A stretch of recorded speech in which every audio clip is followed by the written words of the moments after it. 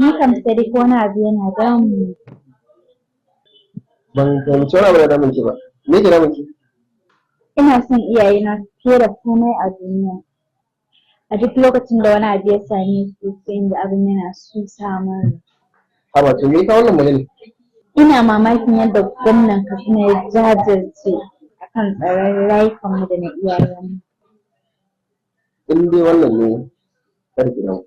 Domin in dai gwamnati duka wata ne ya ba da lokacin shi da kuma rayuwar shi da mulkin shi da komai da komai don tsara rayuwar al'ummar da yanka sana. Haka in dai wannan ne karki cikin wannan. Sai wannan damuwan da ke damu da ma wasu masu irin damuwa duk gwamna ɗaya magance mana ita. Babu abin da za mu biya shi sai fatan Allah ya sa ya gama lafiya. Allah shi ne insha Allah sai dai mu ta mashi addu'a Allah ya sa mashi iko kuma Allah ya ba shi ikon yi da aikin da ya rage.